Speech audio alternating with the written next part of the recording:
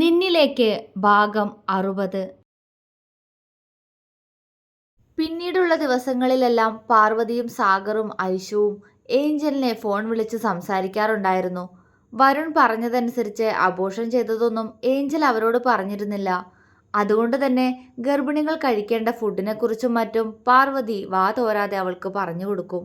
ഭാരതി അവരുടെ ഫോൺ സംസാരം കേട്ടപ്പോഴായിരുന്നു Angel pregnant ആണെന്ന് പോലും അറിഞ്ഞിരുന്നത്. അവരും നല്ല സന്തോഷത്തിലായിരുന്നു.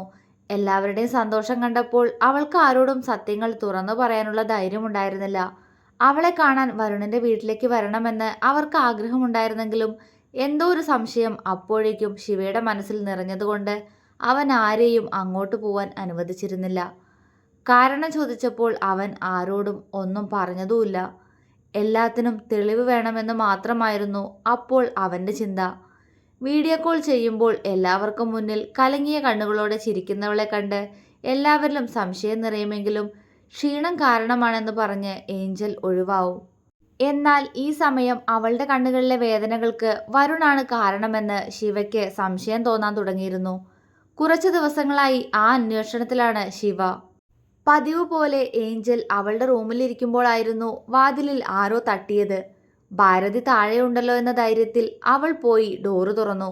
മുന്നിൽ തന്നെ തന്നെ ഉറ്റുനോക്കി നിൽക്കുന്ന കിരണിനെ കണ്ട് അവളിൽ ഭയം നിറഞ്ഞു. അവൻ അധികം വീട്ടിലുണ്ടാവാറില്ല. എപ്പോഴും ബിസിനസ്സും തിരക്കുകളാണ് അവന്. അതുകൊണ്ട് തന്നെ അവനും അവളും തമ്മിൽ അങ്ങനെ സംസാരങ്ങളും ഉണ്ടായിട്ടില്ല. വിവാഹം കഴിഞ്ഞ സമയത്ത് വരുണിനെ കൂട്ടി വേറെ താമസിക്കാൻ വേണ്ടി വഴക്കിട്ട കൂട്ടത്തിലാണ് അവൾ അവനോട് അവസാനമായി സംസാരിച്ചത്. അതുകൊണ്ട് തന്നെ കിരണിനും അവളെ ഇഷ്ടമായിരുന്നില്ല. അവൻ അവളെ നോക്കി പുഞ്ചിരിച്ചു. ഏഞ്ചൽ അവനെ ദേഷ്യത്തോടെ നോക്കി. എന്ത് വേണം നിനക്ക്? അവൾ വെറുപ്പോടെ അവനോട് ചോദിച്ചു. എനിക്ക് എന്താ വേണ്ടെന്ന് വെച്ചാ നീ തരുവോ? അവൻ അവളോട് ഗൗരവത്തോടെ ചോദിച്ചു. അമ്മ! അപ്പോഴേക്കും അവൾ പുറത്തേക്ക് നോക്കി ഉറക്കെ ഭാരതിയെ വിളിച്ചു. അവളുടെ ശബ്ദം കേട്ട് ഭാരതി മുകളിലേക്ക് കയറി വന്നു. കിരൺ അവളെ ഉറ്റുനോക്കി. എന്താ മോളെ? അവർ അവൾക്കടുത്തേക്ക് വന്നുകൊണ്ട് ചോദിച്ചു. അവൾ പെട്ടെന്ന് ഭാരതിയുടെ നെഞ്ചോട് ചേർന്ന് നിന്നു. ഇവനോട് പോവാൻ പറ അമ്മ എൻ്റെ റൂമിന്ന്. അവൾ പേടിയോടെ ഭാരതിയോട് പറഞ്ഞു. ഭാരതി സംശയത്തോടെ അവളെ നോക്കി. എന്തു പറ്റി മോളെ? കിരൺ നിന്നെ കാണാൻ വേണ്ടി വന്നതാ. നീ പ്രഗ്നന്റ് ആണെന്ന് അറിഞ്ഞിട്ട്. ഭാരതി അവളുടെ തലയിൽ തഴുകി. വേണ്ട, എനിക്ക് കാണണ്ട. പോവാൻ പറ ഇവനോട്. എനിക്ക് കാണണ്ട. ഇറങ്ങിപ്പോടാ. അവൾ അവനോട് അലറിക്കൊണ്ട് അവനെ പെട്ടെന്ന് പുറകിലേക്ക് തള്ളി. ഡി! പുറകിലേക്ക് നാഞ്ഞുപോയതും അവൻ കലിയോടെ അവളെ വിളിച്ചു. പൊക്കോ, കാണണ്ട എനിക്ക്, വെറുപ്പ എനിക്ക്. അവൾ പല്ല് കടിച്ചു. കിരണിന്റെ മുഖത്തും ദേഷ്യം നിറഞ്ഞിരുന്നു. എനിക്കും നിന്നെ ഇഷ്ടമല്ലടി കോപ്പേ. നീ പ്രഗ്നന്റ് ആണെന്ന് അറിഞ്ഞിട്ടൊന്നും വന്ന് കണ്ട് സംസാരിക്കാതിരുന്ന മോശമല്ലെന്ന് കരുതി മാത്രം വന്നതാ. അതും പറഞ്ഞ് അവളെ പുച്ഛത്തോടെ ഒന്ന് നോക്കി അവൻ പുറത്തേക്ക് ഇറങ്ങിപ്പോയി. അപ്പോഴേക്കും ഏഞ്ചലിന്റെ കണ്ണുകൾ നിറഞ്ഞൊഴുകാൻ തുടങ്ങിയിരുന്നു. അന്ന് തന്നെ വാസുദേവൻ ഈ റൂമിലിട്ട് ദ്രോഹിക്കുമ്പോഴും എല്ലാം കേട്ട് റൂമിലിരുന്നവനാണ് ഇപ്പോൾ തന്നെ കാണാൻ വന്നിരിക്കുന്നത്. അവൾക്ക് വേദന തോന്നി. എന്തിനാ എല്ലാവരും എന്നോടിങ്ങനെ? അതിനും വേണ്ടി ഞാൻ എന്ത് തെറ്റെയ്തു? ഒരുവനെ പ്രണയിച്ചത് ഇത്ര വലിയ തെറ്റായിരുന്നു ഈശ്വര. അവളുടെ കണ്ണുനീർ ഭാരതിയുടെ നെഞ്ചിൽ വീണുടഞ്ഞു. ശിവയാകെ ദേഷ്യത്തിലായിരുന്നു. അവൻ വരുണിനെ കാണാൻ വേണ്ടി അവൻ്റെ സുഹൃത്ത് പറഞ്ഞ ഹോട്ടലിലേക്ക് പുറപ്പെട്ടിരിക്കുകയാണ്. ഇത്രയും ദിവസം വരുണിനെക്കുറിച്ചുള്ള അന്വേഷണത്തിലായിരുന്നു ശിവ. അന്വേഷണത്തിനൊടുവിൽ അവൻ അറിഞ്ഞു അവനിപ്പോൾ മറ്റൊരു പെൺകുട്ടിയുമായി അതിരുവിട്ട ബന്ധമുണ്ടെന്ന്. ഒന്നല്ല, ഒരുപാട് സ്ത്രീകളുമായിട്ട് ബന്ധമുണ്ട്. പക്ഷേ ഒരുത്തിയെ കെട്ടാൻ പോകുന്നു. ശിവയുടെ മുഖം ദേഷ്യം കൊണ്ട് വലിഞ്ഞു മുറുകി. അതേ ദേഷ്യത്തോടെ അവൻ്റെ കാർ മുന്നോട്ട് കുതിച്ചു. അപ്പോഴും അല്പം മുന്നേ അവൻ്റെ സുഹൃത്തിനെ ചോദ്യം ചെയ്തപ്പോൾ അവൻ അവസാനമായി പറഞ്ഞ കാര്യം ശിവയുടെ ചെവിയിൽ മുഴങ്ങിക്കേട്ടു. ശിവ ആ നിമിഷം ഒന്ന് ഓർത്തു നോക്കി. വരുണിനെക്കുറിച്ച് അന്വേഷിക്കുന്നതിൻ്റെ ഭാഗമായി അവൻ്റെ ഒരു സുഹൃത്തിൽ നിന്നുമാണ് ഗൗതമിനെക്കുറിച്ച് അറിയുന്നത്. വരുണിന് ഡ്രഗ്സ് എത്തിച്ചു കൊടുക്കുന്നവൻ. അവൻ ഇപ്പോഴും ഡ്രഗ്സ് യൂസ് ചെയ്യുന്നുണ്ടെന്ന് ശിവയ്ക്ക് അപ്പോഴാണ് മനസ്സിലായത്. അവൻ്റെ അനിയത്തി ഗ്രീഷ്മയുമായിട്ടാണ് ഇപ്പോൾ വരുണിന് ബന്ധം. അവനെ നന്നായൊന്ന് കുടഞ്ഞപ്പോൾ പറഞ്ഞു അവളുമായി വരുൺ അവിടെ അടുത്തുള്ള ഹോട്ടലിലാണെന്ന്. ഒപ്പം ഏഞ്ചലിനെ വരുണിന് ഇഷ്ടമല്ല എന്നും അവളുടെ വയറ്റിലുണ്ടായിരുന്ന കുഞ്ഞിനെ അബോർട്ട് ചെയ്ത് കളഞ്ഞുവെന്നും പറഞ്ഞു. ശിവയൊന്ന് നിശ്വസിച്ചു. കണ്ണുകൾ ഇടയ്ക്കിടയ്ക്ക് നിറയുന്നുണ്ടായിരുന്നു. ഏഞ്ചൽ ഒരിക്കലും ആ കുഞ്ഞിനെ നശിപ്പിക്കാൻ കൂട്ടുനിൽക്കുമെന്ന് ഞാൻ വിശ്വസിക്കുന്നില്ല. കാരണം അവളിപ്പോൾ ആകെ മാറിയതുപോലെ. പക്ഷേ പക്ഷേ ഇനി അവളും കൂടി അറിഞ്ഞുകൊണ്ടാണ് ആ കുഞ്ഞിനെ നശിപ്പിച്ചതെങ്കിൽ അതിന് പിന്നിൽ മറ്റെന്തെങ്കിലും കാരണം ഉണ്ടായിരിക്കും.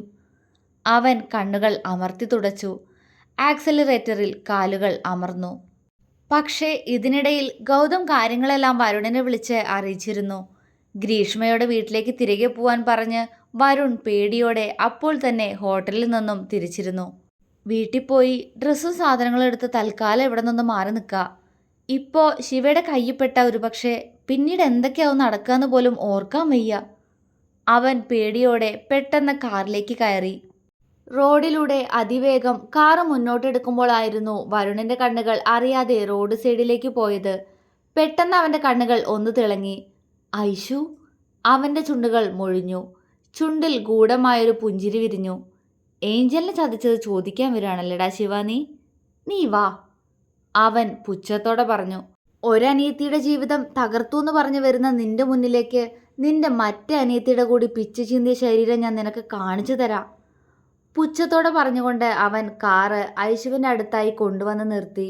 പെട്ടെന്ന് മുന്നിലേക്കൊരു കാറ് വന്നു നിന്നതും ഐഷു ഒന്ന് പേടിച്ചെങ്കിലും അതിനുള്ളിലിരുന്ന് തന്നെ നോക്കി ചിരിക്കുന്ന വരുണിനെ കണ്ട് ഐഷുവിൻ്റെ മുഖം ചുളിഞ്ഞു. വരുൺ താടി ഒഴിഞ്ഞുകൊണ്ട് അവളെ നോക്കി ചിരിച്ചു. ഇതേ സമയം വരുണിൻ്റെ വീട്ടിൽ ഭാരതിയും ഏഞ്ചലും അടുക്കളയിലാണ്. TV കണ്ടുകൊണ്ടിരിക്കുമ്പോഴും വാസുദേവന്റെ കണ്ണുകൾ ഇടയ്ക്കിടയ്ക്ക് അടുക്കളയിലേക്ക് പോകുന്നുണ്ട്. അയാളുടെ നോട്ടം മുഴുവൻ ഏഞ്ചലിലായിരുന്നു. അവൾ പാത്രങ്ങൾ കഴുകി വയ്ക്കുകയാണ്. പക്ഷേ അവളുടെ മനസ്സ് ഇവിടെ എങ്ങും ആയിരുന്നില്ല. പുറംതിരിഞ്ഞു നിൽക്കുന്ന അവളുടെ അഴകിലായിരുന്നു ആ സമയം വാസുദേവന്റെ കാമക്കണ്ണുകൾ. കൊതിയോടെ സ്വയം ചുണ്ടുകളൊന്ന് നുണഞ്ഞു അയാൾ. ഗ്യാസിൽ ചായ ഉണ്ടാക്കുന്ന ഭാരതിയെ നോക്കിയതും അയാളിൽ ദേഷ്യം നിറഞ്ഞു. ഇവളെയൊക്കെ എന്തിനു കൊള്ളാം? അതൊക്കെ ഏഞ്ചൽ. വരുണ് കെട്ടിക്കൊണ്ട് വന്നത് എന്തായാലും നല്ലൊരു ചരക്കിനെ തന്നെയാ. എന്താ അവളുടെ അഴക്, എന്താ ശരീരം, ഹോ! അയാൾ കണ്ണുകൾ കൊണ്ട് ഏഞ്ചലിനെ കൊത്തിവലിച്ചു. ഒരിക്കൽ കൂടി അവളറിയാൻ കൊതി തോന്നുന്നു. ആ ആഗ്രഹത്തിൽ പോലും അടിവയറിന് താഴെ വിങ്ങുന്നു. ഇന്ന് തന്നെ വേണം അവളെനിക്ക്. അതിന് ആദ്യം ഭാരതി എവിടെ നിന്ന് ഒഴിവാക്കണം. അയാൾ ഗൂഢമായി പുഞ്ചിരിച്ചു. എന്നാൽ പെട്ടെന്ന് ഹാളിലേക്ക് നോക്കിയ ഭാരതിയുടെ കണ്ണുകൾ ഏഞ്ചലിനെ നോക്കിയിരിക്കുന്ന വാസുദേവനിൽ പതിഞ്ഞു. അവർ സംശയത്തോടെ അയാളെ നോക്കി. ഭാരതിയുടെ നോട്ടം കണ്ടതും അയാൾ വെപ്രാളത്തോടെ ഏഞ്ചലിൽ നിന്നും നോട്ടം മാറ്റി. പക്ഷെ അപ്പോഴും അയാളെ നോക്കി സംശയത്തോടെ നിൽക്കുകയായിരുന്നു ഭാരതി. വരുൺ കാറ് സൈഡൊതുക്കി ഐഷുവിൻ്റെ മുന്നിൽ വന്നു നിന്ന് അവളെ ആകെ മൊത്തം ഒഴിഞ്ഞു നോക്കി. ഐഷുവിൻ്റെ മുഖം ചുളിഞ്ഞു. എന്താ? അവൾ ഗൗരവത്തോടെ അവനോട് ചോദിച്ചു. അവൻ വശ്യമായി അവളെ നോക്കി ചിരിച്ചു. വരുണേട്ടാ, എന്താ ഇങ്ങനെ നോക്കുന്നേ? അവൻ്റെ നോട്ടം ഇഷ്ടമാകാതെ ഐഷു ചോദിച്ചു. വരുൺ പതർച്ചയോടെ അവളെ നോക്കി. പെട്ടെന്ന് അവൻ്റെ കണ്ണുകൾ നിറഞ്ഞു വന്നു. ഐഷു അവനെ സംശയത്തോടെ നോക്കി. ഏഞ്ചൽ വിളിച്ചിരുന്നോ നിന്നെ? അവൻ സങ്കടഭാവത്തിൽ ചോദിച്ചു. ഇല്ല. എന്താ എന്താ മുഖമല്ലാതെ? അവളിൽ ആകുലത നിറഞ്ഞു. വരുണിൻ്റെ കണ്ണുകൾ നിറഞ്ഞുപോയി. ഞങ്ങളുടെ കുഞ്ഞു പോയി ഐഷു, അവൻ പറഞ്ഞു. ഐഷു ഞെട്ടലോടെ അവനെ നോക്കി. എന്താ എന്താ പറഞ്ഞേട്ടൻ പറഞ്ഞേ? കുഞ്ഞു പോയിന്നോ? അവൾ വെപ്രാളത്തോടെ ചോദിച്ചു. അതേ മോളെ, പോയി ഞങ്ങളുടെ കുഞ്ഞ്. അവൻ കണ്ണുകൾ അമർത്തി തുടച്ചു. ഐഷുവിൻ്റെ കണ്ണുകൾ നിറഞ്ഞു. എന്താ പറ്റിയേ? അവൾ കണ്ണ് നിറച്ചുകൊണ്ട് ചോദിച്ചു. അവള് സ്റ്റെപ്പിന്ന് വഴുതി വീണതാ, അവൻ ഇടർച്ചയോടെ പറഞ്ഞു. ഐഷുവിന് തൻ്റെ നെഞ്ച് വിങ്ങുന്നതുപോലെ തോന്നി. അത്രത്തോളം ആ കുഞ്ഞിനു വേണ്ടി കാത്തിരിക്കുകയാണ് വീട്ടിലെല്ലാവരും. എങ്ങനെ സഹിക്കും കർത്താവേ എൻ്റെ അമ്മയും പപ്പയൊക്കെ ഇത്? അവൾ അവനെ സങ്കടത്തോടെ നോക്കി. എന്നിട്ട് ഏഞ്ചൽ ഹോസ്പിറ്റലിലാണോ? വീട്ടിൽ വിളിച്ചു പറഞ്ഞോ? അവൾ ചോദിച്ചു. ഹോസ്പിറ്റലിൽ നിന്ന് കൊണ്ടുവന്നിട്ടുണ്ട് കുറച്ചു മുന്നേ. വീട്ടിൽ വിളിച്ച് പറഞ്ഞിട്ടുണ്ട് ഐഷു. ഏഞ്ചൽ ആകെ തകർന്നിരിക്കുക. Full time കരച്ചിലാ. നിന്നെ കാണണമെന്ന് പറഞ്ഞായിരുന്നു. നീ വരുന്നു എൻ്റെ കൂടെ. അപ്പോഴേക്കും പപ്പയും അമ്മയും ശിവയും കൂടി അങ്ങോട്ട് എത്തിക്കോളും, അവൻ പറഞ്ഞു. ഐഷു എന്തു ചെയ്യണമെന്നറിയാതെ ആകെ വല്ലാത്തൊരവസ്ഥയിലാണ്. ഏഞ്ചലിനെ കാണാൻ പോകണമെന്ന് അവൾക്കുണ്ടായിരുന്നെങ്കിലും വരുണിൻ്റെ കൂടെ പോവാൻ അവൾക്ക് എന്തോ താല്പര്യം തോന്നിയില്ല. എന്താ ഐഷു നീ ആലോചിക്കുന്നേ? ഏഞ്ചൽ ആകെ തകർന്നിരിക്കുക. അവളെ പഴയതുപോലെ തിരിച്ചു കൊണ്ടുവരാൻ നിനക്കേ പറ്റൂ. അവൾ എത്രത്തോളം ആ കുഞ്ഞിനു വേണ്ടി ആഗ്രഹിച്ചിരുന്നു എന്ന് എനിക്ക് നന്നായിട്ട് അറിയാം. അതിനി ഇല്ലാന്നറിഞ്ഞപ്പോ ആത്മഹത്യ ചെയ്യാൻ പോലും അവൾ ശ്രമിക്കുന്നുണ്ട്. അവൻ പറഞ്ഞു നിർത്തി അവളെ ഇടങ്ങണ്ണിട്ട് നോക്കി. അവളുടെ മുഖത്ത് ആകെ ഒരു പകപ്പ്. വരുണിന്റെ ചുണ്ടിൽ വിജയച്ചിരി വിരിഞ്ഞു. ഞാൻ വരാം വരുണേട്ടാ, അവൾ പറഞ്ഞു. വരുണിന്റെ കണ്ണുകൾ തിളങ്ങി. എന്നാ പെട്ടെന്ന് കാറിലേക്ക് കയറ്, അവൻ പറഞ്ഞു. അവൾ തലയാട്ടിക്കൊണ്ട് അവളുടെ ബാഗിൽ നിന്നും ഫോൺ എടുത്തു. ആരെ വിളിക്കുന്ന ഐശു? അവൾ ഫോണിൽ നിന്നും ആരെയോ വിളിക്കുന്നത് കണ്ട് വരുൺ വെപ്രാളത്തോടെ ചോദിച്ചു. അവളിൽ നിന്നും അങ്ങനെ ഒരു നീക്കം അവൻ പ്രതീക്ഷിച്ചിരുന്നില്ല. ഏട്ടനെയാ, ഞാൻ വരുണേട്ടൻ്റെ കൂടെ പോവാണെന്ന് പറയാൻ, അവൾ പറഞ്ഞു. വരുണിന്റെ കണ്ണുകളിൽ ഭയം നിറഞ്ഞു. അത് അവൻ അങ്ങോട്ട് വന്നോളൂ ഐശു, നീ അവനിങ്ങനെ വിളിച്ച് ബുദ്ധിമുട്ടിക്കണ്ട, അവൻ പറഞ്ഞു നോക്കി. അവൾ അത് ശ്രദ്ധിക്കാതെ ഫോണിൽ തന്നെ ശ്രദ്ധിച്ചു. വരുണിന് ശരിക്കും പേടിയാവാൻ തുടങ്ങിയിരുന്നു. ഐശുവിനെ ഞാൻ എൻ്റെ കൂടെ കൊണ്ടുപോകാൻ പോന്നു ശിവ അറിഞ്ഞാൽ. വരുണിന് ദേഹം തളരുന്നത് പോലെ തോന്നി. ഛേ, ഈ ഏട്ടനെന്താ ഫോൺ എടുക്കാത്തെ? അവൾ ദേഷ്യത്തോടെ കോള് കട്ട് ചെയ്തു. വരുൺ സംശയത്തോടെ അവളെ നോക്കി. എന്താ ഐശു? അവൻ ചോദിച്ചു. ഏട്ടൻ ഫോൺ എടുക്കുന്നില്ല, അവൾ വിഷമത്തോടെ പറഞ്ഞു. അവന്റെ മുഖം വിടർന്നുപോയി. ആ, അവൻ എന്തെങ്കിലും തിരക്കിലായിരിക്കും ഐശു, നീ കേറ്, അവൻ നിന്റെ കോള് കാണുമ്പോൾ തിരിച്ചു വിളിച്ചോളും, അവൻ പറഞ്ഞു. എന്നാ ഞാൻ പപ്പയൊന്ന് വിളിച്ചു പറഞ്ഞിട്ട് വരണേട്ടാ. അവൾ സാഗറിന്റെ നമ്പർ സെലക്ട് ചെയ്തു. നിനക്ക് എൻ്റെ കൂടെ വരാൻ പേടിയാണോ ഐശു? അങ്ങനെയാണെങ്കിൽ നീ വരണ്ട. ഇത് എനിക്ക് തന്നെ ആകെ എന്തോ പോലെ തോന്നുന്നു നീ അവരെല്ലാം വിളിക്കുന്നത് കാണുമ്പോൾ, എന്നെ വിശ്വാസമില്ലാത്തതുപോലെ, അവൻ സങ്കടഭാവത്തിൽ പറഞ്ഞു. അത് കണ്ടപ്പോൾ അവളിലും വല്ലായ്മ നിറഞ്ഞു. ഇല്ല, വരുണേട്ടൻ കേറ്, ഞാൻ വരാം, അവൾ പറഞ്ഞു.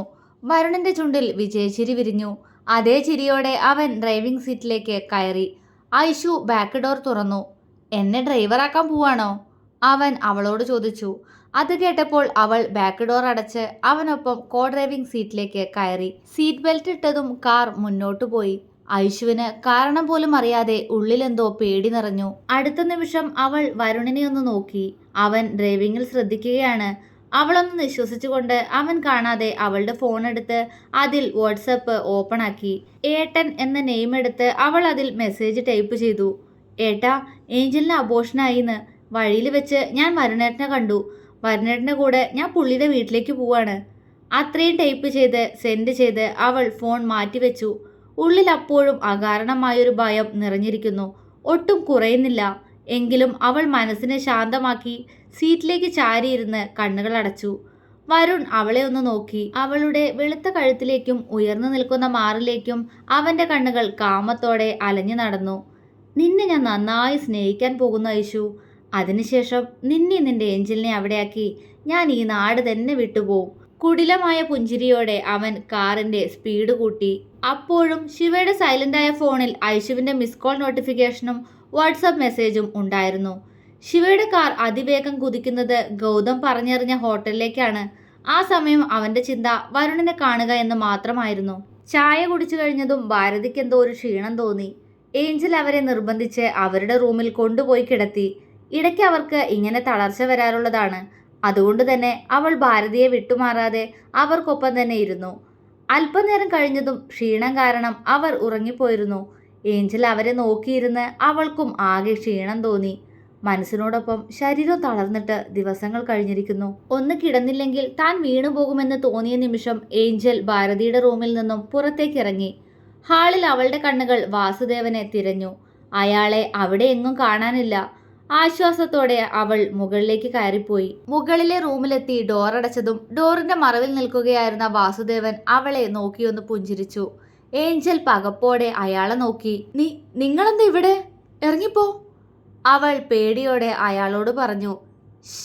അയാൾ അവളുടെ ചുണ്ടുകൾക്ക് മുകളിൽ വിരൽ വെച്ച് അവളെ തടഞ്ഞു. ഏഞ്ചൽ അയാളിൽ നിന്നും അകന്നു നിന്നു. ശബ്ദമുണ്ടാക്കരുത്, എനിക്ക് നിന്നെ ഒരിക്കൽ കൂടി വേണം, അയാൾ അവളെ നോക്കി കാമത്തോടെ പറഞ്ഞു. എന്നെ ഒന്നും ചെയ്യരുത്, എന്തിനാ എന്നെ ഇങ്ങനെ ഉപദ്രവിക്കുന്നേ? കരഞ്ഞു പോയിരുന്നു അവൾ. അയാൾ പെട്ടെന്ന് അവളെ ചുറ്റിപ്പിടിച്ചു. ഏഞ്ചൽ വിറങ്ങലിച്ചു നിന്നുപോയി.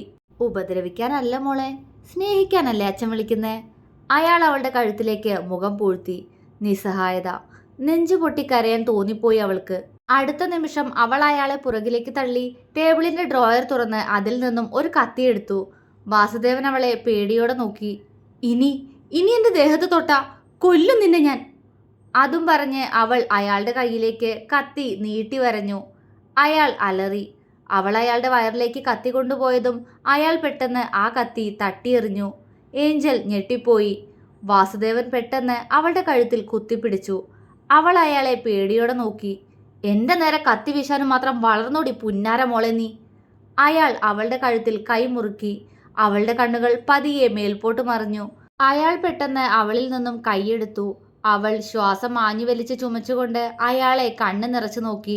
അയാളുടെ കണ്ണുകളിൽ കാമം മാത്രം. ഇനി ഒരിക്കൽ കൂടി എൻ്റെ ശരീരം നീ കീഴടക്കിയ പിന്നെ കൊന്നേക്കണം നീ എന്നെ, അവൾ കരഞ്ഞുകൊണ്ട് പറഞ്ഞു. അയാൾ ഒന്നും മിണ്ടാതെ അവളുടെ വസ്ത്രത്തിൽ കൈവച്ചു. പെട്ടെന്ന് ഡോറിൽ ആരോ തട്ടി. വാസുദേവനും ഏഞ്ചലും ഞെട്ടലോടെ വാതിൽക്കലേക്ക് നോക്കി. അടുത്ത നിമിഷം വാസുദേവനെ തട്ടിമാറ്റി ഏഞ്ചൽ പോയി ഡോറ് തുറന്നു. മുന്നിൽ നിൽക്കുന്ന ആളെ കണ്ട് വാസുദേവന്റെ കണ്ണുകളിൽ പേടി നിറഞ്ഞു. ഏഞ്ചൽ പെട്ടെന്ന് പോയി അവരുടെ മാറിലേക്ക് വീണ് പൊട്ടിക്കരഞ്ഞു. അമ്മേ, അവൾ തേങ്ങി. ഭാരതി, വാസുദേവൻ അവരെ പേടിയോടെ വിളിച്ചു. ഭാരതിയുടെ കണ്ണുകൾ നിറഞ്ഞൊഴുകി. അവർ ഏഞ്ചലിന്റെ തലയിൽ പതിയെ തലോടി. അമ്മേ, എന്നെ എപ്പോഴും ഉപദ്രവിക്കും അമ്മേ. എൻ്റെ വയറ്റിലുണ്ടായിരുന്ന കുഞ്ഞു പോലും ഇയാളുടെ. അത്രയും പറഞ്ഞപ്പോഴേക്കും അവൾ അലറിക്കരഞ്ഞുപോയി. ഭാരതിയുടെ കണ്ണുകളും നിറഞ്ഞുപോയി. അവർ വാത്സല്യത്തോടെ ഏഞ്ചലിന്റെ തലയിൽ തലോടി. ഒന്നുമില്ല മോളെ, അമ്മയില്ലേ, കരയില്ലേ, അവർ അവളെ ആശ്വസിപ്പിച്ചു. ഏഞ്ചൽ സംരക്ഷണത്തിന് ഒരാളെ കിട്ടിയതുപോലെ അവരുടെ മാറിൽ കിടന്ന് വിറച്ചു. ഭാരതി, ഞാനല്ല, ഇവളെന്നെ ഇങ്ങോട്ട് വിളിച്ചു കയറ്റിയതാ, വാസുദേവൻ പെട്ടെന്ന് പറഞ്ഞു. ഏഞ്ചൽ കണ്ണു മിഴിച്ചുകൊണ്ട് പെട്ടെന്ന് ഭാരതിയിൽ നിന്നും അകന്നു നിന്നു. എന്താ, ഞാനോ? അവൾ അയാളെ തുറച്ചു നോക്കി. അതേടി, നീ തന്നെ. നീ എന്ത് കരുതി? നീ എന്തെങ്കിലും പറയുമ്പോഴേക്കും എൻ്റെ ഭാര്യ വിശ്വസിക്കുന്നോ? അവൾക്കറിയാം എന്നെ. ഭാരതി, അത്രയും പറഞ്ഞപ്പോഴേക്കും വാസുദേവന്റെ കരണം പുകച്ച് ഒന്ന് കൊടുത്തു കഴിഞ്ഞിരുന്നു ഭാരതി. അയാൾ അമ്പരപ്പോടെ അവരെ നോക്കി. ഭാരതി, അയാൾ വിളിച്ചു. താനൊക്കെ ഒരു മനുഷ്യനാണോടോ? സ്വന്തം മകന്റെ ഭാര്യയെ പോലും താൻ. ഛേ, അറപ്പ് തോന്നുന്നു എനിക്ക് തന്നോട്. അവർ വെറുപ്പോടെ അയാളിൽ നിന്നും മുഖം തിരിച്ചു. വാസുദേവന്റെ മുഖത്ത് പെട്ടെന്ന് ദേഷ്യം നിറഞ്ഞു. അതേടി, ഞാൻ തന്നെയാ. ഇവളെ എനിക്ക് തരാൻ എൻ്റെ മകനില്ലാത്ത വിഷമൊന്നും നിനക്ക് വേണ്ട. അവൻ തന്നെ ഇവളെനിക്ക് എറിഞ്ഞു തന്നത്, അയാൾ പുച്ഛത്തോടെ പറഞ്ഞു. ഭാരതി തറഞ്ഞു നിന്നു. കണ്ണുകളിൽ നിന്നും കണ്ണുനീർ ഒഴുകിയിറങ്ങി. ആ കണ്ണുകൾ ഏഞ്ചലിന് നേർക്ക് നീണ്ടു. അവളുടെ വേദന, ആ കണ്ണുകളിലെ പേടി. തളർന്നുപോയി ഭാരതി. അവർ വെറുപ്പോടെ വാസുദേവന്റെ ഷർട്ടിൽ കുത്തിപ്പിടിച്ചു. മതിയായില്ലേടോ തനിക്കിനിയും? വിവാഹം കഴിഞ്ഞ നാളില് എന്നിട്ട് ദ്രോഹിച്ചിട്ടും തനിക്ക് മതിയായില്ലേ? എത്രയോ തവണ പല പെണ്ണുങ്ങളുടെയും കൂടെ ഞാൻ തന്നെ കണ്ടിട്ടുണ്ട്. പക്ഷേ അപ്പോഴേക്കും എൻ്റെ മക്കള്, അവരോർത്തുകൊണ്ട് മാത്രമാണ് ഞാനെല്ലാം സഹിച്ചത്. അവർ വളർന്നു വന്നപ്പോൾ താൻ നന്നായെന്ന് ഞാൻ കരുതി. അവിടെയും താൻ എന്നെ തോൽപ്പിച്ച് കളഞ്ഞലോടാ ദുഷ്ടമൃഗമേ. ഇന്ന് എൻ്റെ മോളെ താൻ നോക്കിയ നോട്ടം, അവിടെ നിന്ന് എനിക്ക് മനസ്സിലായടോ താൻ നന്നായിട്ടില്ലാന്ന്. വിടില്ല, ഇനി തന്നെ ജീവിക്കാൻ വിടില്ല ഞാൻ, കൊല്ലും തന്നെ. ദേഷ്യത്തോടെ അത്രയും പറഞ്ഞുകൊണ്ട് അവർ കയ്യിൽ ഒളിപ്പിച്ചു വെച്ചിരുന്ന കത്തി അയാൾക്ക് നേരെ വീശി. അയാൾ അലറി. ഏഞ്ചൽ കണ്ണുമിഴിച്ച് ആ കാഴ്ച നോക്കി നിന്നു. കണ്ണുകൾ നിറഞ്ഞൊഴുകി. പക്ഷെ അപ്പോഴേക്കും വാസുദേവൻ ആ കത്തിയിൽ കയറി പിടിച്ചിരുന്നു. അയാളുടെ കൈ മുറിഞ്ഞ് ചോര വരുന്നുണ്ട്. അയാൾ പെട്ടെന്ന് ആ കത്തി പിടിച്ചു വാങ്ങി ഭാരതിയെ പുറകിലേക്ക് തള്ളി ആ കത്തി ഏഞ്ചലിന്റെ കഴുത്തിൽ വെച്ചു. പകച്ചുപോയി ഭാരതി. പക്ഷേ ഏഞ്ചലിന്റെ മുഖത്ത് പേടിയൊന്നുമില്ല, മരിക്കാൻ ആഗ്രഹിക്കുന്നവളുടെ മുഖം. അയ്യോ, എൻ്റെ മോളൊന്ന് ചെയ്യരുത്, അവർ അയാൾക്ക് മുന്നിൽ കൈകൂപ്പി. വാസുദേവന്റെ മുഖത്ത് വിജയച്ചിരി വിരിഞ്ഞു.